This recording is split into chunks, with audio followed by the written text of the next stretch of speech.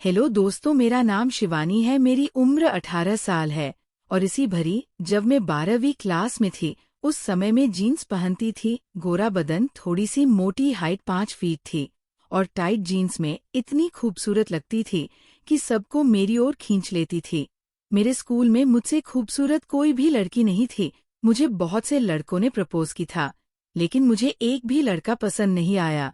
एक बार मेरे स्कूल के टीचर ने कहा कि कल सभी को पिकनिक के लिए ले जाया जाएगा, तो कल सुबह 8 बजे जल्दी जल्दी सभी बच्चे तैयार होकर आ जाना। मैंने सर से कहा, सर कहाँ पर जाएंगे पिकनिक के लिए? तभी मेरा सर कहते हैं कि बेटा, जंगल में पिकनिक के लिए जाएंगे। मैंने सर से कहा, चलो ठीक है, कल आ जाएंगे।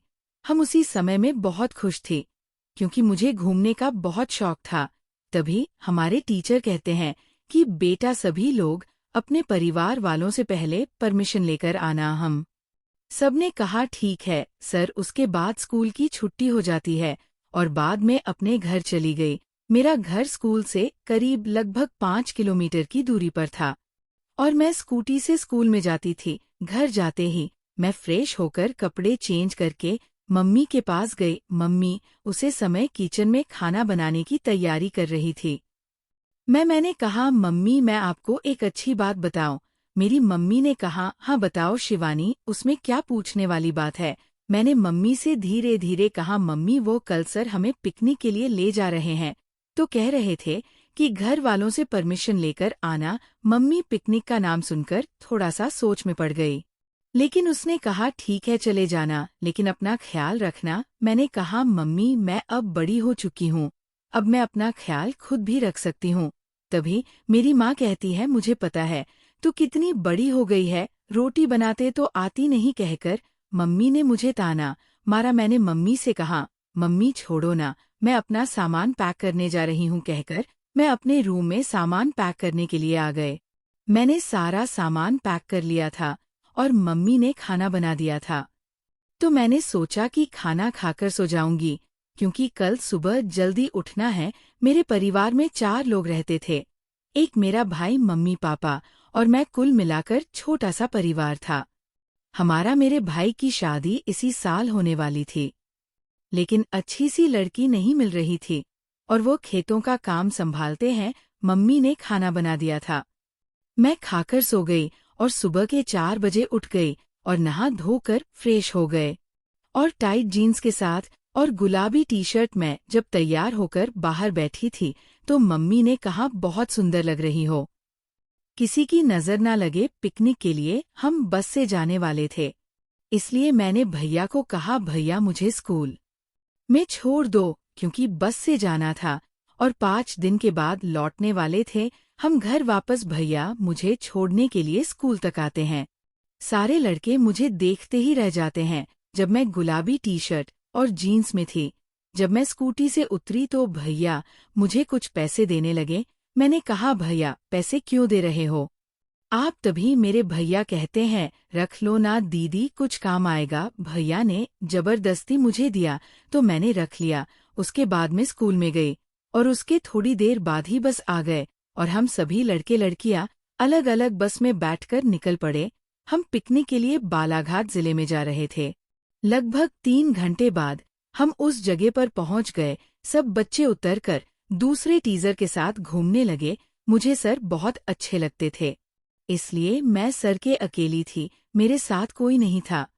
हम जंगलों में घूम रहे थे कि तभी मेरे टीचर कहते हैं, बेटा मेरी एक फोटो खींच दो, और वह मुझे अकेले में ले जाते हैं क्योंकि उनको सभी के सामने फोटो खिंचवाना अच्छा नहीं लगता था।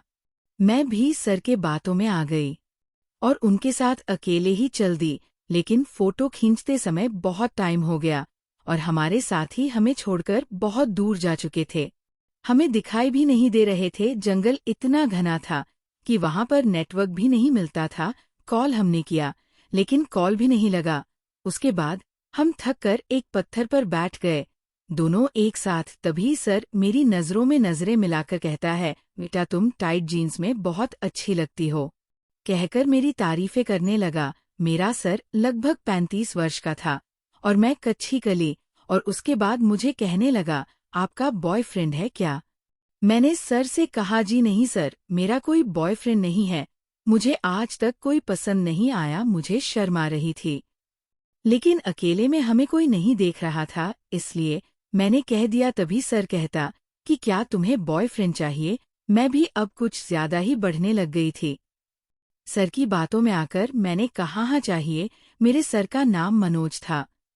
तभी धीरे से सर मेरे कानों के पास कहते हैं, क्या आपके लिए मैं बेहतर हूँ। सर ने अपनी ओर इशारा करते हुए कहा। मैं समझ गई कि सर क्या चाह रहे हैं।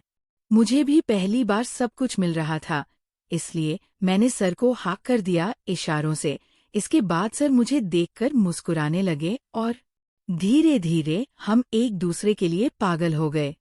पहले तो मुझे मजा नहीं आया, लेकिन 4-5 मिनट के बाद बहुत मजा आया। सर ने कहा, कैसा लगा आज। मैंने सर से कहा, बहुत बढ़िया, आज का दिन मेरे लिए बहुत ही अच्छा था। और फिर दोनों मुस्कुराकर हम अपने बस की ओर जा रहे थे।